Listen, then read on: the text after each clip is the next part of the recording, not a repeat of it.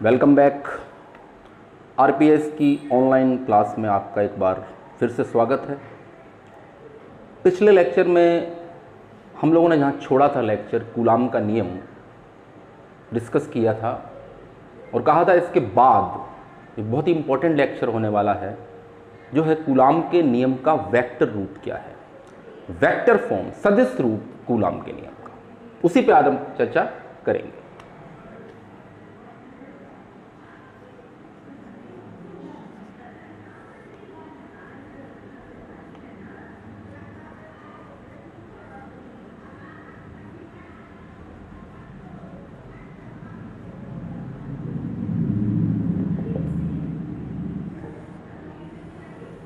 Coulomb के नियम का सदिश रूप।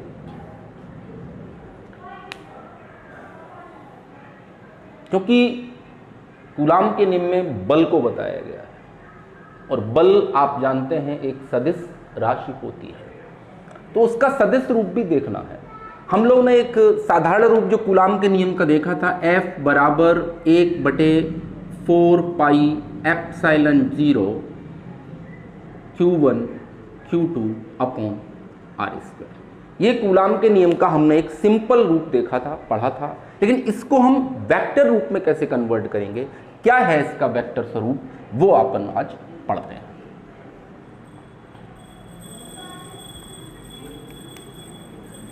दो पॉइंट आवेश, बिंदु आवेश लेते हैं। एक मान लो Q1 आवेश है, एक Q2 आवेश है। मान लो ये Q1 आवेश है और दूसरा आवेश ये है Q2।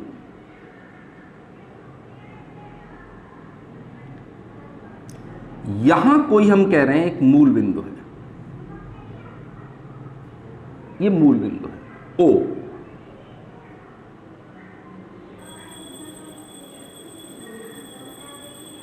मूल बिंदु।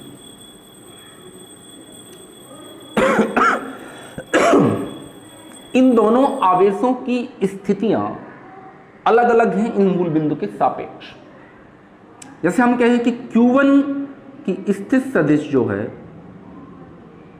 इस मूल बिंदु के सापेक्ष हम कह दे रहे हैं R1 वेक्टर है, R1 सदिश है। और Q2 का इस मूल बिंदु के सापेक्ष जो स्थित सदिश है वो है R2 वेक्टर।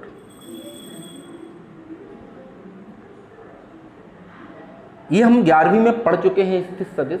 किसी भी वस्तु का आप बोर्ड के सापेक्ष क्लास में जो भी स्टूडेंट बैठे हैं, जो भी छात्र बैठे हैं, उन सबकी स्थितियां अलग अलग होती हैं। उसी प्रकार इन दोनों आवेशों का इन मूल बिंदु के सापेक्ष स्थितियां अलग अलग हैं। हमने माना इस मूल बिंदु के सापेक्ष Q1 की स्थिति R1 वेक्टर है और Q2 की स्थिति R2 वेक्टर है। ये दोनों समान आवेश हैं लेकिन हैं बिंदु आवेश। तो इस पर जो बल लगेगा, आवेश Q2 पर Q1 बल लगा रहा है और आवेश Q1 पर Q2 बल लगा रहा है। Q2 पर Q1 के कारण बल लग रहा है और Q1 पर Q2 के कारण और Q2 पर Q1 के कारण। तो F इस पर जो Q2 पर Q1 के कारण जो बल लग रहा है वो क्या होगा, F21 वेक्टर। और Q1 पर Q2 के कारण लग रहा बल वो क्या होगा, F12। तो इनके बीच का अपन अगर हम कहें Q2 के सापेक्ष Q1 की स्थिति की बात करें, हम यहां पर पॉइंट को कहते हैं A और B। अगर हम R21 की यहां पर बात करें कि R21 वेक्टर, ये विस्थापन हो गया इनके बीच का, तो R21 स्थिति हो गई। R21 क्या निकाले हम, तो R21 इक्वल टू वेक्टर में आप पढ़ चुके हैं पूरा कि R2 vector minus R1 vector. अगर हम इसका मोड लेते हैं, मापांक लेते हैं, तो R21 vector mod is equal to R2 vector minus R1 vector mod. Mod का मतलब यह होता है कि उस चीज का हम वर्ग करके और अंडर रूट ले लेते हैं। जैसे कोई चीज अगर मोड में लिख रहे हैं, इसका मतलब वो चीज भले ही नेगेटिव हो लेकिन वो पॉजिटिव हो जाएगी, धनात्मक हो जाएगी। अब हम निकाल रहे हैं Q2 पर F21 का मान निकालेंगे। पहले किसका निकालेंगे? F21 का। तो कूलाम के नियम से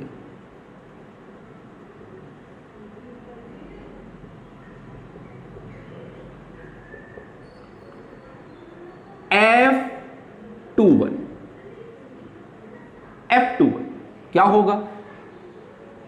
1/4πε0 Q1 Q2 upon R21 vector mod का स्क्वायर। साथ में क्योंकि वेक्टर में हम दिखा रहे हैं, सदिश रूप में दिखा रहे हैं, तो स्थित सदिश दिखाना पड़ेगा R21 कैप। ये स्थित सदिश है उस दिशा में, F21 दिशा में स्थित सदिश हो गया R21। अब R21 यानी ये स्थित सदिश है। स्थित सदिश के बारे में हम कैसे दिखा सकते हैं? आप पढ़ चुके हैं 11वीं क्लास में। R21 cap is equal to हो जाएगा R21 vector upon R21 vector का मॉड। ये होता है R21, यानी कि ये कैप का मान है, यानी A कैप बराबर vector A upon mod A। इसकी वैल्यू यहां पर हम रखेंगे तो F21 इज इक्वल टू होगा 1/4πε0 Q1 Q2 upon R21 vector mod square into यहां पर हो जाएगा R21 vector upon R21 vector mod. कुछ नहीं किया, सिर्फ इसकी वैल्यू को हमने यहां पर रख दिया है। अब क्या होगा?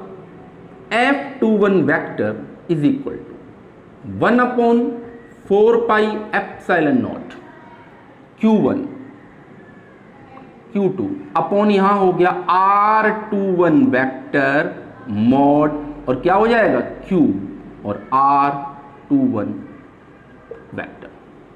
इसकी वैल्यू यहां पर रख दो तो F21 vector is equal to हो जाएगा 1/4πε0 Q1 Q2 upon R2 vector minus R1 vector mod का Q यहां हो गया R2 vector minus R1 vector.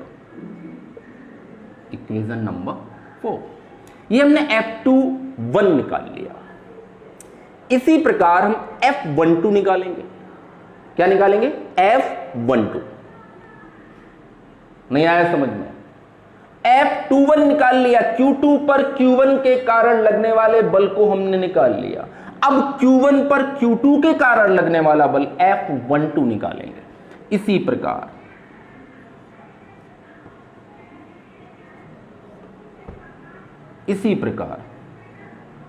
Q1 पर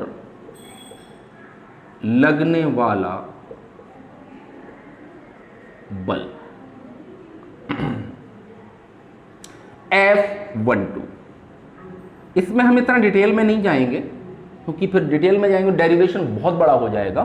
तो सिमिलरली करके हम इसी प्रकार करके हम इसमें देखेंगे कि F1/4πε0 Q1 Q2 अपॉन यहां हो जाएगा R1 vector minus R2 vector mod का Q, क्योंकि हम F12 ले रहे हैं। यहां पर F21 था तो R2 माइनस R1 था, यहां F12 है तो R1 माइनस R2 हो जाएगा। यहां पर भी हो गया R1 vector minus R2 vector. हमने कहा कि मॉड में अगर कोई चीज है और वो ऋणात्मक भी है तो वो कैसी हो जाती है? धनात्मक हो जाती है। F12 vector is equal to 1/4πε0 Q1 Q2 upon, अगर हम यहां पर इसको R2 माइनस R1 भी कर दें, माइनस कॉमन लें तो माइनस अंदर होने के कारण मॉड के ये प्लस में हो जाएगा टर्म, लेकिन अगर हम यहां से माइनस कॉमन लेंगे तभी तो R2 माइनस R1 हो पाएगा। समझ लेना बात को। तो यहां पर माइनस कॉमन आ गया, नीचे में माइनस कॉमन आया था लेकिन मॉड में था तो प्लस में हो गया, लेकिन यहां पर माइनस हमने कॉमन लिया तो ये वैल्यू माइनस में यहां पर आ गई। दोनों इक्वेशन सिमिलर हैं बिल्कुल, F21 F12। F21 में क्या आया 1/4 pi epsilon not Q1 Q2 upon R2 minus R1 mod cube और R2 minus R1। Similarly F12 is equal to minus 1/4 pi epsilon not Q1 Q2 upon R2 minus R1 whole cube mod cube और R2 minus R1। अंतर सिर्फ ये similar चीजें हैं, अंतर सिर्फ minus का है। तो इन दोनों समीकरणों का हम सहायता लेंगे। समीकरण 1 व 2 से समीकरण 1 और 2 को हम कंबाइन करेंगे और फिर देखते हैं क्या होता है। तो आपको यहां पर F21 आया है F12 और ये पूरी चीज काय के बराबर है F21 के, दिख रहा है आपको, सेम बिल्कुल सेम मैग्नीट्यूड इक्वल है, लेकिन माइनस साथ में F21।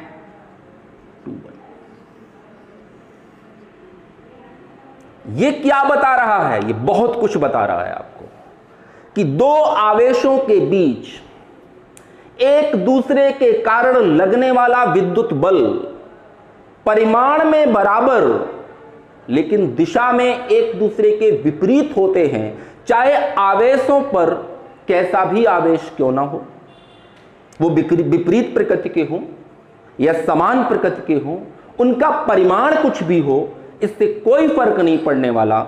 अगर दो आवेशों के बीच बल लगेंगे एक दूसरे के कारण तो हमेशा परिमाण में बराबर होंगे और दिशा में विपरीत होंगे। यह आपको याद रखना है।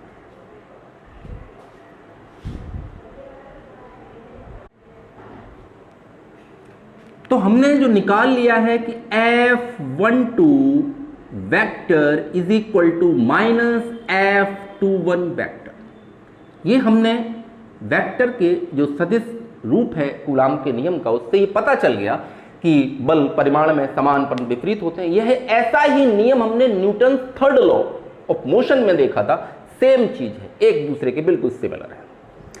कुछ मुख्य तथ्य हैं, महत्वपूर्ण तथ्य हैं, इंपॉर्टेंट फैक्ट्स हैं। पहला जो फैक्ट है कि कूलाम का नियम केवल स्थिर बिंदु आवेशों के लिए ही मान्य है, केवल स्थिर बिंदु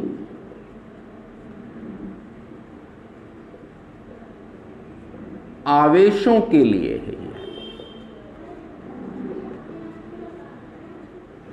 मान्य है। अगर आवेश गतिमान हो जाएंगे तो आपको पहले बता चुके हैं कि आवेश गतिमान होंगे तो क्या होगा, उसके विद्युत क्षेत्र के साथ साथ उसमें चुंबकीय क्षेत्र भी ऐड हो जाएगा, और जब चुंबकीय क्षेत्र आ जाएगा तो चुंबकीय बल और लगने लगेगा। इसलिए केवल बड़े आवेश नहीं चाहिए, कूलाम ने कहीं नहीं कहा बड़े आवेश, उन्होंने पहले कहा कि बिंदु आवेशों के बीच स्थिर हो वो भी, तब लगेगा कूलाम का नियम। बड़े आवेशों के लिए हम पढ़ेंगे बाद में गॉसेस लॉ में, तब बात करेंगे। तो केवल बिंदु आवेशों और स्थिर हो उनके लिए ही एप्लीकेबल है। अगर आवेश बड़े हैं या गतिमान हैं तो कूलाम का नियम वहां पर लागू नहीं होगा। दूसरी बात, अगर बीच की दूरी r बराबर है 10⁻⁻15 मीटर या इससे कम, तो भी कूलाम का नियम लागू नहीं होगा। अगर दो बिंदु आवेशों के बीच की दूरी 10⁻⁻15 या इससे कम है तो कूलाम का नियम वहां पर एप्लीकेबल नहीं होगा, क्योंकि यह नाभिक के अंदर की बात होगी। 10⁻⁻15 हम नाभिक के अंदर चले गए, और नाभिक के अंदर विद्युत बल या कोई भी बल प्रभावी नहीं होता है, वहां पर केवल और केवल एक बल प्रभावी होता है जिसको बोलते हैं नाभिकीय बल, न्यूक्लियर फोर्स। तो केवल वहां पर नाभिकीय बल ही लगेगा। एक बात और कभी आ सकती है दिमाग में, तीसरी चीज कि कूलाम का नियम अगर दो, जैसे मान लो कि एक बिंदु आवेश ये है, हम कह रहे हैं Q1 है ये, और दूसरा आवेश ये हम कह रहे हैं Q2 है, लेकिन ये माइनस Q2 है। ये एक दूसरे से अफेक्टेड हो रहे हैं। मान लो ये प्रेम कर रहे हैं, आकर्षण है इनमें, तो इनके बीच जो लगने वाला बल जो होगा वो इधर की ओर बल आया, ये F। हम कह रहे हैं इस Q1 के कारण Q2 पर जो बल लगा F21 लगा। और अगर दूसरा आवेश हम यहां पर Q3 रख दें,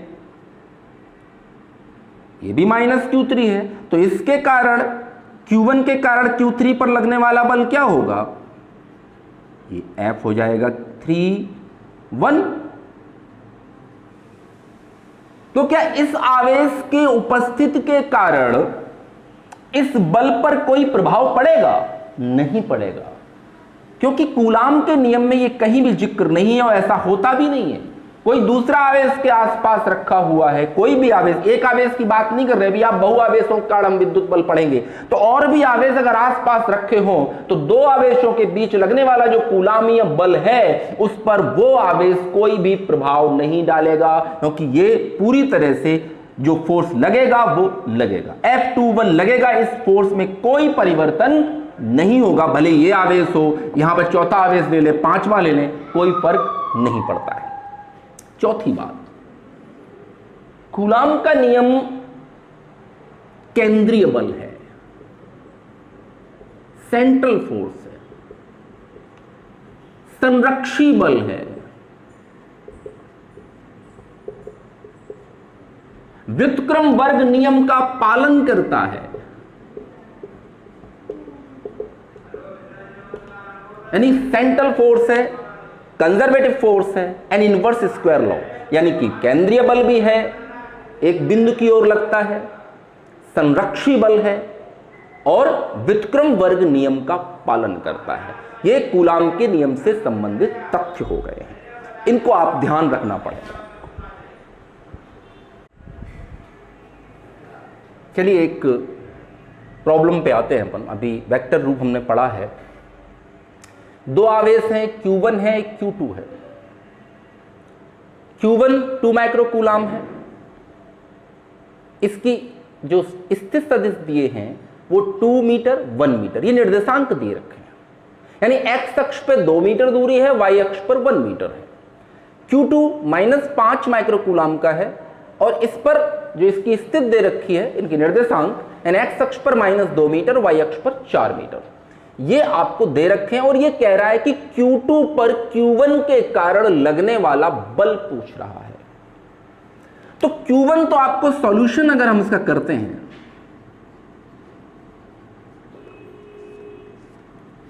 तो Q1 आपको दे रखा है 2 × 10⁻⁻6 कूलाम, माइक्रो को बदल लेंगे आप, और साथ में इसका जो स्थित सदिश दे रखा है वो है R1 वेक्टर। R1 वेक्टर क्या हो जाएगा? R1 वेक्टर जो है वो है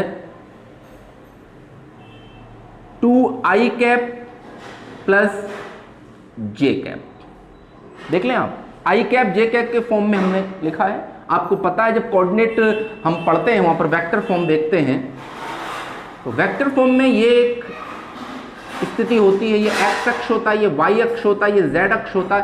x अक्ष पर हम लेते हैं एकांक सदिश i कैप, y अक्ष पर लेते हैं j कैप और z अक्ष पर लेते हैं k कैप। तो x अक्ष x दिशा में 2 मीटर है तो 2i कैप, y दिशा में 1 है तो केवल j कैप।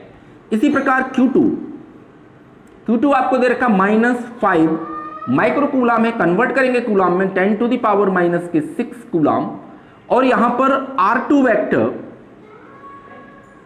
क्या हो जाएगा, -2i cap plus 4j cap.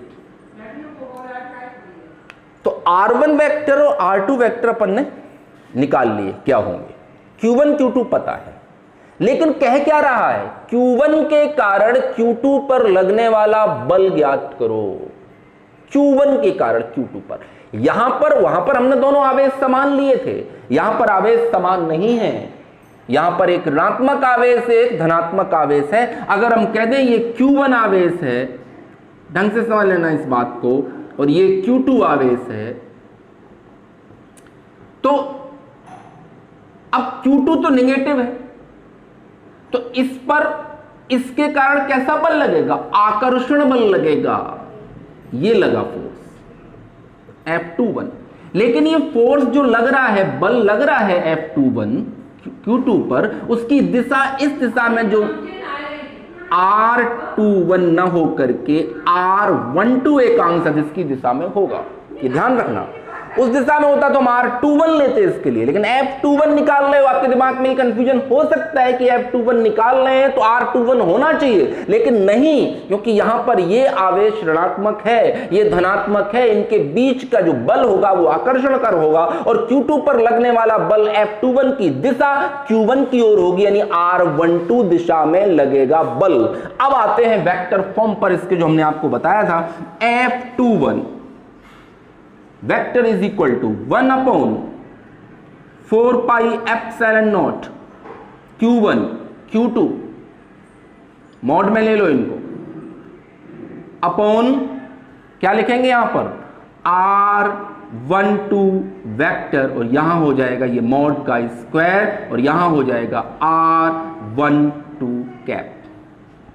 तो F21 vector is equal to 1 upon 4 pi epsilon not Q1 Q2 upon, यहां हो जाएगा आपका R12 वेक्टर मॉड का Q और R12 वेक्टर। अब R12 तो आप निकाल ही लोगे, R1 माइनस R2, आपको R1 भी दिया है, R2 भी दिया है, इनको हम यहां पर प्लेस करेंगे। F21 वेक्टर, इसका मान क्या होता है? 9 into 10 to the power 9। Q1 का मान है 2 गुणा 10 पर घात माइनस के 6। Q2 का मान कितना है? 5 गुणे 10 पर घात माइनस के 6। इनका परिमाण लिया है केवल। और नीचे क्या हो जाएगा? R12, R1 की वैल्यू कितनी है? 2i cap plus J cap minus R2 क्या है? Minus 2i cap plus 4j cap, और ये पूरा ले लिया हमने मॉड में, इनटू यहां पर R12 को हम वैसे फिर दिखा देंगे, 2i cap plus J cap minus 2i cap plus 4j cap. देखिए भाई, 9 into 10 to the power 9, 10 minus के 12, यहां पर क्या हुआ? 2i cap plus J cap, minus minus plus हो जाएगा 4i कैप,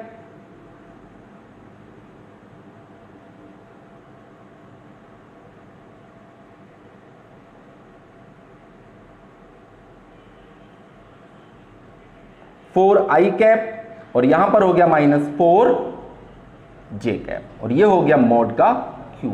सिमिलरली यहां पर भी ऐसे ही हो जाएगा, 2i cap plus J cap plus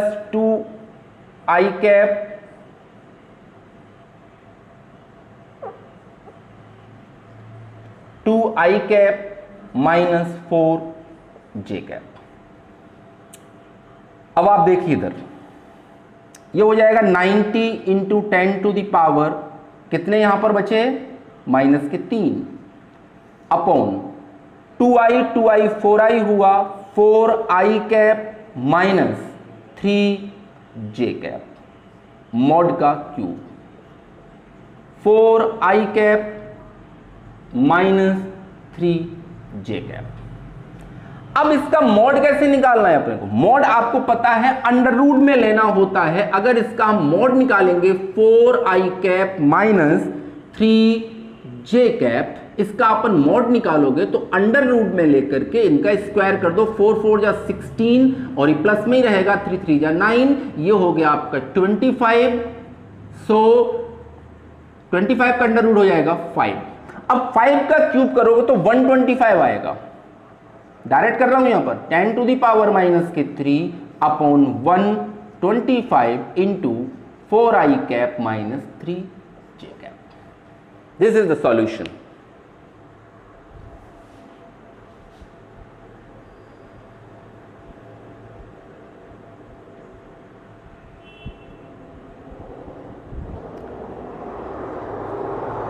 एक बच्चे ने व्हाट्सएप करके मेरे से पूछा था, मैं उसका आंसर यहां पर देना चाहता हूं। उस बच्चे ने यह कहा था कि सर इलेक्ट्रॉन ही क्यों ट्रांसफर होते हैं जब चार्जिंग होती है। तो मैंने कहा था वीडियो में लेक्चर में दूंगा तब मैं उसको बता दूंगा, सारे बच्चे जान लेंगे। लेकिन ये प्रश्न एक उसका दिमाग में आया होगा और आना भी चाहिए, वाजिब है, कि जब इलेक्ट्रॉन का ही क्यों ट्रांसफर होता है, प्रोटॉन का क्यों नहीं होता। तो मैं एक बार इसको बताना चाहता हूं कि प्रोटॉन जो होते हैं वो नाभिक के अंदर होते हैं। नाभिक के अंदर प्रोटॉन और न्यूट्रॉन्स होते हैं और इसके बाहरी जो कक्षाएं होती हैं उनमें इलेक्ट्रॉन घूमते हैं, इनमें इलेक्ट्रॉन्स हैं। तो अंदर की चीज जो कि बहुत अंदर है, इसके अंदर आपको पता है नाभिकीय फोर्स लगता है जो कि इन प्रोटॉनों को बहुत मजबूती से बांधे रखता है। अब जो बाहरी कक्षा में इलेक्ट्रॉन हैं, अगर हम घर्षण की क्रिया अपनाते हैं, घर्षण की प्रक्रिया को दोहराते हैं, तो घर्षण के कारण क्या होगा, बाहरी कक्षा के इलेक्ट्रॉन को ही निकाला जा सकता है। प्रोटॉन तो बहुत अंदर है, उनके लिए अपने को बहुत ज्यादा एनर्जी हमें देनी पड़ेगी, बहुत ज्यादा ऊर्जा देनी पड़ेगी, तब जाके वहां से हम प्रोटॉनों को निकाल पाएंगे। इसलिए प्रोटॉन में कोई छेड़छाड़ नहीं होनी है। हम जब न्यूक्लियर फिजिक्स पढ़ेंगे, जब न्यूक्लियर का स्प्लिटिंग होगी, टूटेगा नाभिक, तब अपन बात करेंगे कुछ इस पर। अभी तो कोई मतलब नहीं है, क्योंकि अपन बाहर जब फ्रिक्शन कर रहे हैं, घर्षण कर रहे हैं, तो जो ऊर्जा मिलती है वो बाहरी कक्षा के इलेक्ट्रॉनों को निकालती है और उन्हीं इलेक्ट्रॉनों का क्या होता है, ट्रांसफर होता है। ठीक है, आज के लिए इतना ही। नेक्स्ट लेक्चर में इसके आगे बढ़ेंगे, बहुआवेशों के कारण अपन चर्चा करेंगे। Thank you.